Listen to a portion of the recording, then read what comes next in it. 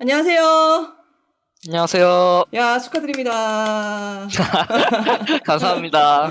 일단 상당히 치열한 혈투 끝에 그리고 다양한 픽들의 픽한 결과 끝에 지금 농심을 2대1로 이기고 오시는 길입니다. 지금 소감부터 여쭤볼게요. 되게 새로운 픽 해가지고, 좀 뭐랄까. 근데 새로운 픽에 대한 자신감이 좀 많았던 게 스크림에서 좋은 성적을 났어가지고, 이 예. 딱 두 번째 경기 때 쓸 걸 알고 있었어요. 근데, 1세트에 지고, 2세트 우디르로 이겨도 뭔가 3세트가 남아있어서, 이 예. 우디르로 이겼을 때 리턴이 좀 많단 말이에요. 그 경기를 이겼을 때.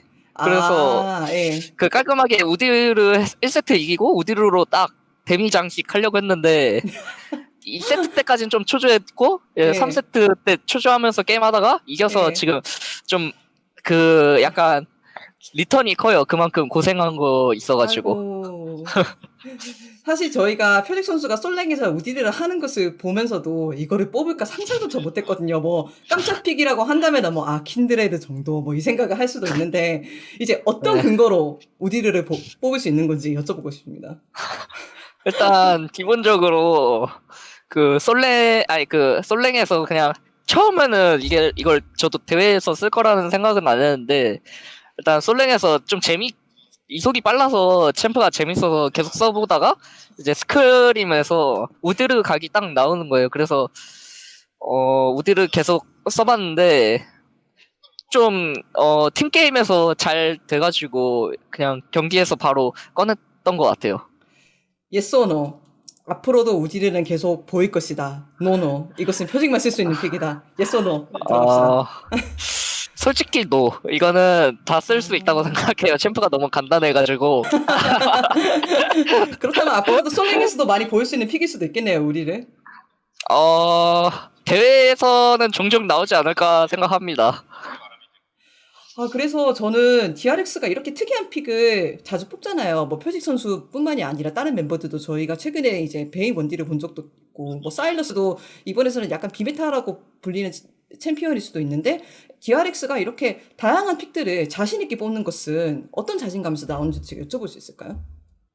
아무래도 선수들이 유연한 사고를 가지고 있어서 뭔가 적 챔피언 좀 톱티어인 챔프가 나왔을 때 뭐 유연하게 챔피언을 좀 이상한 거라고 해야 되나? 약간 좀 남들이 생각하지 않을 법한 챔피언을 딱 말해가지고 실제로 또 그렇게 그 챔피언을 스크림에서 해본 결과 좋은 그 데이터가 나와가지고 약간 유연한 생각을 가지고 있어서 그렇게 챔피언이 나온 것 같습니다.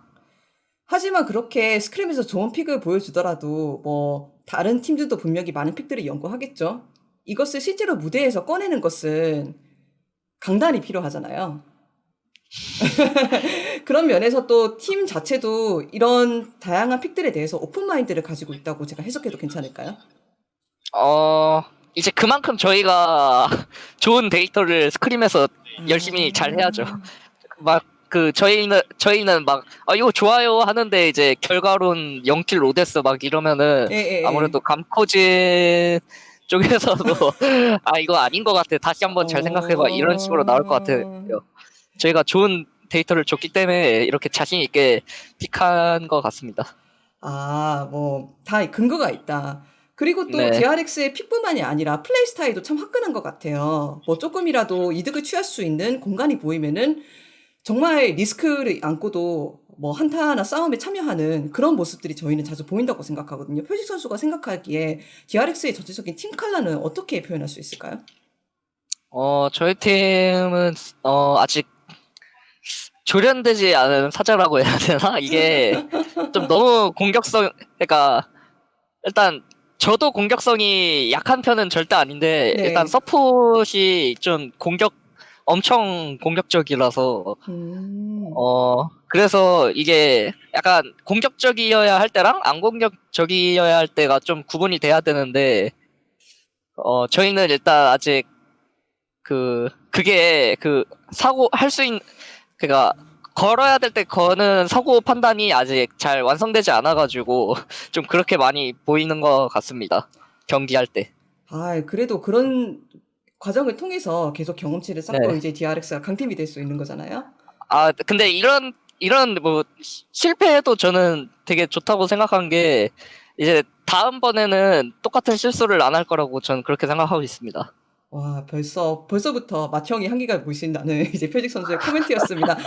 사실 제가 DRX의 플레이 스타일에 대해서 최근에 킹겐 선수한테도 비슷한 질문을 여쭤본 적이 있어요. 근데 킹겐 선수는 이런 화끈한 플레이에는 표직 선수가 있지 않나 이런 식으로 말씀을 하시더라고요. 왜냐하면은 킹겐 선수의 말로는 표직 선수가 롤드컵에 갔다 와서 그런지 엄청 강심장이고 과감한 플레이를 잘 한다라고 말씀하시더라고요. 뭐 표직 선수는 이에 네. 대해서 어떻게 생각하시는지 롤드컵에 갔다 오고 나서 표직 선수의 개인적인 플레이 스타일도 약간의 성장을 겪었다고 생각하시나요?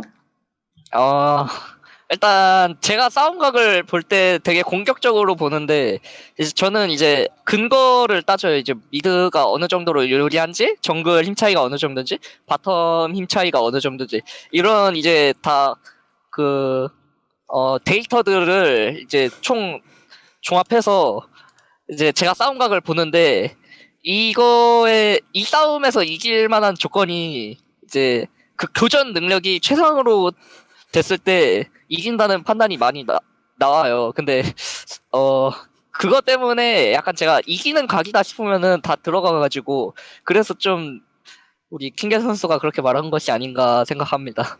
제가 이 인터뷰에서 표직 선수가 데이터라는 단어를 몇 번 써봤는지 나중에 제가 한번 세어봐야겠습니다.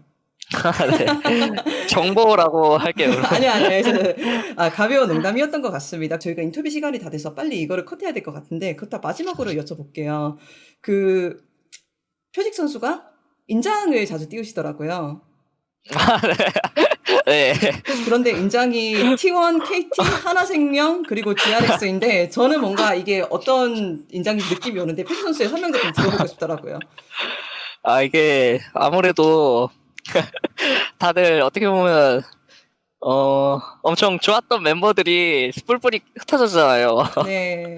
이제 내가 이렇게 지금 경기를 뛸 수 있고 이런 어떻게 DRX의 중심이 될 수 있었던 건 다 이제 저를 믿고 버텨준 작년 멤버들이 있었기 때문에 그런 거 생각하면 뭔가 어, 그런 거 생각하면 이제 그 네 명의 팀원들한테 되게 고맙고 엄청 좋단 말이에요. 개인적으로도.